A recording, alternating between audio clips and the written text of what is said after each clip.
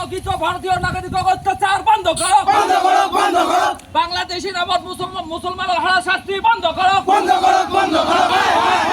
BJP সরকার go back, Go back, go back. BJP সরকার কাম নয়, কাম নাই, কাম নাই। বিজেপি সরকার লে হয় আজি আমাৰ প্ৰতিবাদী কাৰ্যসূচী আছিল কাৰণ যি আমাৰ বাংলাদেশীৰ নামত যি প্ৰকৃত মুছলমানক অত্যাচাৰ আৰম্ভ কৰিছে এয়া ভাষাহীন। গতিকে আমি এই অত্যাচাৰ নেমচুৱে ধিক্কাৰ জনাইছোঁ।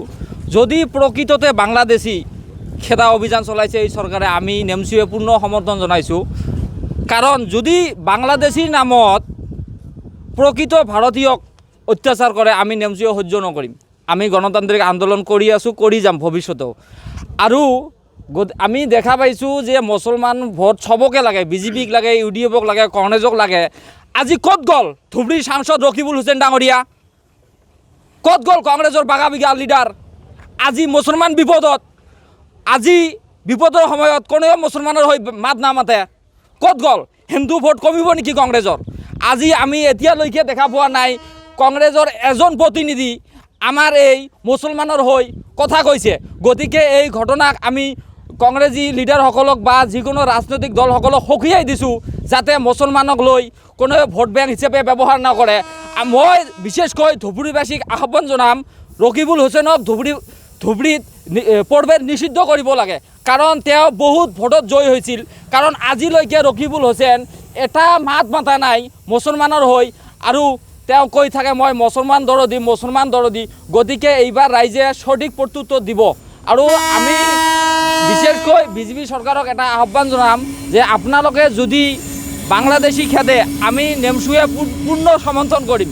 যদি বাংলাদেশী খেদাৰ নামত প্ৰকৃত ভাৰতীয়ক আপোনালোকে হাৰাশাস্তি কৰে এই কাম গ্ৰহণযোগ্য নহয়। আমাৰ চৰকাৰৰ ওচৰত আহ্বান থাকিল আপোনালোকে সঠিকভাৱে প্ৰক্ৰিয়া আৰম্ভ কৰি বাংলাদেশী খেদক। আমাক নেমচুৱে ক'ব লগা একো নাই। গতিকে যাতে আমাৰ প্ৰকৃত ভাৰতীয়ই যাতে হাৰাশাস্তি নহয়। নামৰ আগত একাৰ অকাৰ ভুল হোৱাৰ কাৰণে বাংলাদেশী হোৱাটো গ্ৰহণযোগ্য নহয়। যদি প্ৰকৃত ভাৰতীয় আমি নেমচুৱে বাৰ বাৰ কৈ আছোঁ আপোনালোকে খেদক। যদি ভাৰতীয় নহয় তেনেহ'লে কিয় খেদিব আপোনালোকে? এইখন দেশত কি আমাৰ থকাৰ অধিকাৰ নাই নেকি? মুছলমানসকলক কি জীয়াই থাকিব নিদিব নেকি? যদি কওক বিজেপি চৰকাৰে এইখন দেশত আমাৰ থকাৰ অধিকাৰ নাই, খোলাখুলিকৈ কৈ দিয়ক আমি নাথাকোঁ। আমি কি মৰিম নেকি? কলৈ যাম? কলৈ যাম? কলৈ গ'লে আমাক সহায় কৰিব? আমি আজি নিৰাপত্তাত ভুগিছোঁ মুছলমানসকলে। ইমান অত্যাচাৰ, এটাৰ পিছত এটা, অকল খালি মুছলমানসকলক টাৰ্গেট কৰি লয় এই ঘটনা আমি নেমচুৱে তীব্ৰ ভাষাৰে নিন্দা জনাইছোঁ।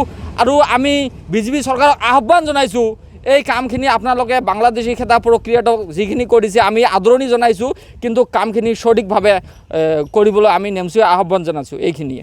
পূৰ্বপুৰুষসকলে ইয়াত বসবাস কৰি আছিল, ইয়াতে মৰি গৈছে পূৰ্বপুৰুষসকলে। ইহঁতৰ আজি নাতিপুতি কেনেকৈ বাংলাদেশী হয়? আমাৰ এইটো নেমচুৰ প্ৰশ্ন থাকিল চৰকাৰৰ প্ৰতি। আৰু আমাৰ মুছলমানসকলে ইয়াত মানে জন্মগ্ৰহণ কৰা আমাৰ কি পাপ নেকি? আমাৰ মুছলমানসকলে ইয়াত ভাৰতবৰ্ষত জন্মগ্ৰহণ কৰিছে, এইটো আমাৰ আচলতে কি পাপ হৈছে নেকি? আৰু আমাৰ নেমচুৰ এইটো দাবী থাকিল আপোনাৰ চৰকাৰৰ প্ৰতি, যদি প্ৰকৃত মুছলমানসকলে, যদি মুছলমানেই হওক যি জাতিয়ে হওক, যদি বাংলাদেশৰ ৭১ৰ পিছৰ পৰা যি আছে আপোনালোকে তদন্ত কৰক। যদি বাংলাদেশী আছে আমি এইটো পুনৰ সমৰ্থন নেমচু কৰিম। যদি বাংলাদেশী আছে, বাংলাদেশী খেদিয়াত আমাৰ কোনো আপত্তি নাই। কিন্তু যিসকল বাংলাদেশী খেদি আছে এতিয়ালৈকে আমি দেখা পাইছোঁ এইসকল পূৰ্বপুৰুষ ইয়াতে জন্মগ্ৰহণ কৰিছে, ইয়াতে মৰি গৈছে। ইহঁতৰ আজিলৈকে নাতিপুতি ইহঁতে কেনেকৈ বাংলাদেশী হয়? আৰু ডি ভোটাৰ কেনেকৈ হয়? কথা হ'ল আমাৰ যিটো কি আছে আমাৰ আধাৰ কাৰ্ডত যে আছে, আধাৰ কাৰ্ডৰ আকাৰ ইকাৰ ভুল হোৱাটো এইটো বাংলাদেশী নহয়। কাৰণ আধাৰ কাৰ্ডটো, ভোটাৰ আইডিটো ইহঁতে নিজে বনোৱা বস্তু নহয়, এইটো চৰকাৰৰ পৰা আহে। এইটো আকাৰ ইকাৰ ভুল হোৱাটো এইটো বাংলাদেশী কেনেকৈ হয়? এইটো শুধৰাই দিব লাগে, এইটো বাংলাদেশী নহয় না। ঘৰত আনন্দ আৰু সম্পৰ্কৰ চমক বজাই ৰাখিবলৈ জৰুৰী হৈছে সকলো আনন্দময় মুহূৰ্তত মৰমৰ উপহাৰ দিয়াটো। সেইবাবে মধুশ্ৰী জুৱেলাৰ্ছে আনিছে সকলো ৰঙীন ক্ষণৰ বাবে বিশেষ গহনা। হীৰাৰে হওক, সোণৰে হওক বা ৰূপৰে হওক, শ্ৰেষ্ঠ ডিজাইনছ আৰু হলমাৰ্কযুক্ত গহনাই ৰাখে সম্পৰ্কক নিখুঁত। তেনেহ'লে আজিয়ে আনক আনন্দ মধুশ্ৰী জুৱেলাৰ্ছৰ সৈতে।